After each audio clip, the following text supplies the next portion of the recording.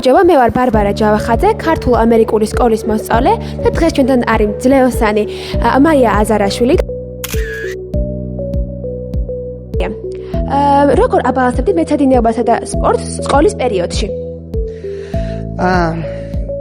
იოლად, იმიტომ რომ ხელშეწყობა გქონდა, ძირითადად მე ვსწავლობდი სპორტულ სკოლაში, ამიტომ რეჟიმი იყო ესე დალაგებული, რომ ვარჯიში და გაკვეთილები გქონდა შეფარდებული იმისათვის, რომ ჩვენ შედეგებში ხელი არ შეგშოთ და სკოლა იყო მორგებული ჩვენს.